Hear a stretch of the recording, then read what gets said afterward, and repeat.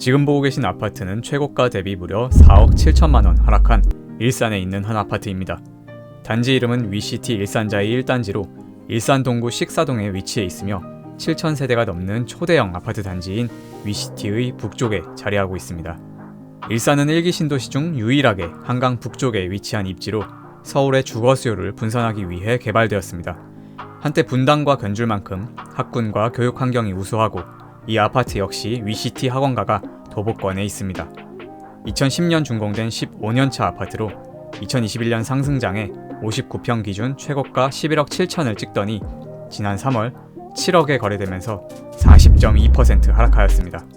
이곳뿐만 아니라 일산 아파트들 곳곳에서 하락 거래가 속출하고 회복이 되지 않는 상황입니다. 오늘은 일산에서 가장 많이 하락한 아파트 7곳을 소개해드리겠습니다. 아파트 선정 기준은 400세대 이상의 단지들을 대상으로 하였으며 직거래는 제외하였습니다. 그리고 최근 3개월 이내 실거래된 내역들을 기준으로 분석해보았습니다. 영상 말미에는 일산 부동산이 다른 1기 신도시들보다 유독 하락할 수밖에 없었던 이유와 앞으로의 전망은 어떻게 되는지 분석해보도록 하겠습니다.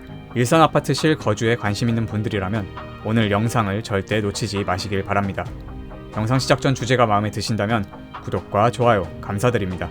그럼 바로 시작하겠습니다. 가장 먼저 소개해드리는 일산 하락률 7위 아파트는 식사동에 위치한 은행마을 3단지 SK뷰입니다. 2003년식 539세대 아파트입니다. 입지 환경을 보면 경의중앙선 백마역과 3호선 원당역이 버스로 15분 소요되며 작년부터 운행을 시작한 똑버스를 이용해서 대곡역까지 20분이면 갈 수 있습니다. 또한 대곡소사선이 2023년 7월 개통하여 부천 쪽으로 이동이 용이합니다. 은행초를 품고 있는 초품화 아파트이며 풍동 학원가를 이용할 수 있는 입지입니다. 거래 현황을 살펴보겠습니다.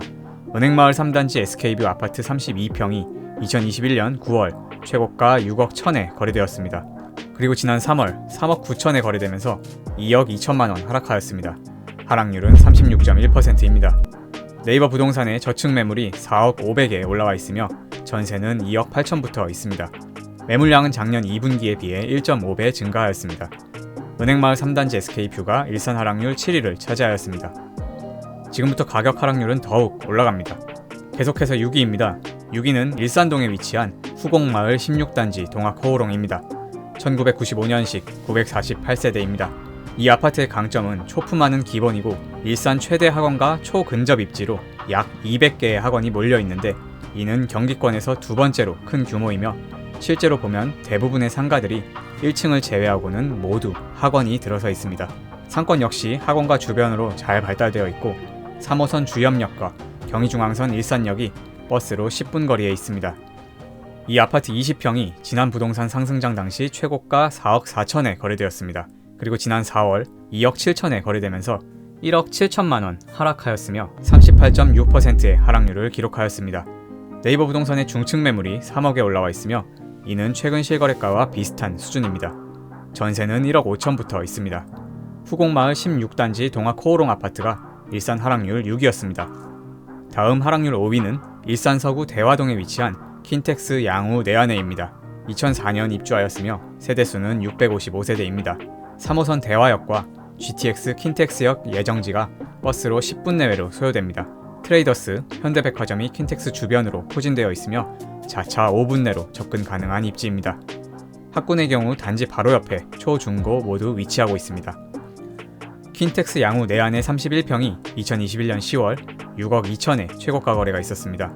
그리고 지난 4월 3억 8천에 거래되면서 2억 4천만원 하락하였습니다. 하락률은 38.7%입니다. 네이버 부동산의 저층 매물이 4억 1천에 올라와 있으며 전세는 3억 2천부터 있습니다. 매물량은 작년과 비슷합니다. 킨텍스 양우 내안의 아파트가 일산 하락률 5위였습니다. 이어서 4위입니다. 4위는 일산 서구 일산동에 위치한 일산 동양 아파트입니다. 2004년식 954세대 아파트로 경의중앙선, 서해선이 동시에 지나는 일산역 역세권 아파트입니다. 일산역은 인천 2호선 연장도 예타 착수 중이라 트리플 역세권이 될지 관심 갖고 볼 필요가 있습니다. 고양시에서 유일하게 남아있는 재래시장인 일산시장이 단지 바로 앞에 있으며 배정되는 한매초를 품고 있는 초품화 아파트입니다. 거래 현황을 살펴보면 일산 동양 33평이 2022년 3월 최고가 6억 4,700을 찍고 하락하여 지난 3월 3억 9,500에 거래되면서 2억 5,200만원 하락하였습니다. 하락률은 38.9%입니다. 트리플 역세권이 될 수 있는 입지임에도 높은 하락률을 기록하였습니다. 네이버 부동산의 현재 호가 매물이 4억 500부터 올라와 있으며 전세는 3억부터 시작합니다. 지난해에 비해 매물량이 소폭 증가하였습니다. 일산 동양아파트가 하락률 38.9%로 4위에 랭크되었습니다. 마지막 남은 3개 단지는 하락률이 40%를 넘어갑니다. 다음 일산 하락률 3위 단지는 일산 동구 백석동에 위치한 백송마을 3단지 우성입니다. 1992년식 426세대 아파트입니다. 구축이라는 점을 제외하면 입지는 좋은 편입니다. 3호선 백석역이 도보 15분 거리에 있고 배정되는 백석초가 단지 바로 옆에 위치하고 있습니다. 백석역 상권이 잘 형성되어 있으며 일산병원이 도보권에 있습니다. 연식이 오래되기도 했고 노후계획도시 특별법 시행으로 당연히 재건축 이야기가 나오는 단지입니다. 용적률은 134%로 낮지만 소형 평수 위주라 대지 지분이 높은 편은 아닙니다. 따라서 사업성을 높이기 위해 통합 재건축 추진 중에 있는 단지입니다. 백송마을 3단지 우성 15평이 지난 부동산 상승장 당시 3억 650으로 최고가를 찍고 하락하여 지난 2월 1억 8천에 거래되었습니다. 1억 2,650만원 하락하였으며 하락률은 41.3%입니다. 네이버 부동산 매물 호가는 2억 2천에 올라와 있으며 전세는 1억 5,600부터 시작합니다. 백송마을 3단지 우성이 일산아파트 하락률 3위였습니다. 계속해서 2위입니다. 2위는 일산 동구 중산동에 위치한 중산마을 8단지 대우삼성입니다. 1995년식 720세대 아파트입니다. 중산동은 일산에서도 외곽에 위치해 있지만 일산역까지 버스로 13분이면 도달할 수 있으며 단지 바로 앞에서 광화문, 강남행 광역버스가 있습니다. 배정되는 중산초를 품고 있는 초품화 아파트이며 단지 주변으로 공원과 고봉산이 있어 조용하고 운동하기 좋습니다. 거래 현황을 보면 이 아파트 36평이 2022년 2월 5억 1천에 최고가 거래가 있었습니다. 그리고 지난 3월 2억 9천에 거래되면서 2억 2천만원 하락하였습니다. 하락률은 43.1%를 기록하였습니다. 네이버 부동산의 중층 매물이 3억 5,500에 올라와 있습니다. 전세는 3억부터 시작합니다. 중산마을 8단지 대우 삼성 아파트가 일산 하락률 2위를 차지하였습니다. 마지막 1위입니다. 일산 하락률 1위 단지는 일산 서구 탄현동에 위치한 큰마을 대림현대입니다. 2001년식 2588세대 대단지 아파트입니다. 입지를 살펴보면 경의중앙선 탄현역이 도보 15분 거리에 있으며 상권이 조금 아쉽지만 단지 앞 상가에 다양한 업종들이 밀집해 있어 불편함은 없어 보입니다. 초, 중고 모두 도보권에 있습니다. 큰마을 대림현대 24평이 2022년 5월 최고가 4억에 거래되었습니다. 그리고 지난 2월 2억 2천에 거래되면서 1억 8천만원 하락하였습니다. 하락률은 45%입니다. 네이버 부동산의 호가 매물이 2억 2천에 올라와 있으며 이는 최근 실거래가와 동일한 가격입니다. 전세는 1억 9천부터 있습니다. 매물량은 작년 2분기 대비 약 1.5배 많게 확인되고 있습니다. 큰마을 대림현대 아파트가 일산 아파트 하락률 1위를 차지하였습니다.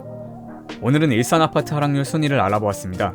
사실 일산은 2000년대 초반만 하더라도 강남 사는 사람들이 신축 아파트에 살고 싶거나 더 넓은 평수로 가고 싶을 때 분당과 함께 선택지에 올려두던 지역 중에 하나였습니다. 2005년부터 2007년 초까지는 분당, 심지어 강남보다도 집값 상승 속도가 빠르고 높았습니다. 하지만 지금은 분당과 일산을 같은 선상에 놓고 본다면 정신 나갔다는 소리를 듣고 더 충격적인 것은 평단가만 놓고 본다면 중동, 삼본보다도 낫다는 점입니다. 일산이 이렇게 일기 신도시 중에서 가장 저평가될 수밖에 없었던 이유는 일자리가 적다는 점과 열악한 교통 여건 때문입니다. 예를 들면 분당의 경우 강남 업무지구나 판교 IT밸리 기업들의 주거 수요를 대거 흡수하였고 평촌의 경우 직접적인 기업은 없지만 학군과 교통 편의성을 두루 잘 갖추었다고 볼 수 있습니다.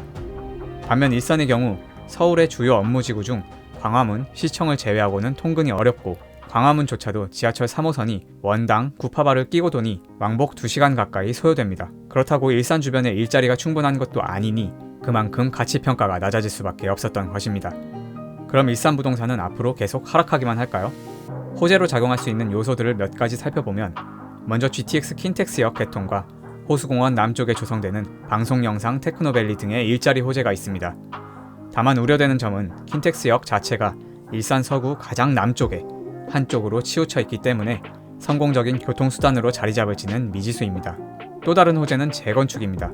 지난 27일 시행된 노후계획도시 특별법으로 법적 상한 용적률을 최대 1.5배까지 높일 수 있고 1기 신도시 중 평균 용적률이 가장 낮은 일산은 재건축 사업성 측면에서 높은 점수를 받고 있는 상황입니다. 이렇게 일산의 부동산 현황을 간단하게 살펴보았습니다. 일산의 내 집 마련을 생각하시는 분들은 관심을 갖고 분석적으로 살펴보다 보면 좋은 입지의 물건을 잡을 수 있을 거라 확신합니다. 긴 영상 시청해주셔서 감사합니다. 영상이 도움이 되셨다면 구독과 좋아요 부탁드립니다. 앞으로도 그 지역만의 특징과 이슈들을 종합적으로 분석해서 알찬 내용으로 찾아뵙겠습니다. 지금까지 부동산 주방장이었습니다.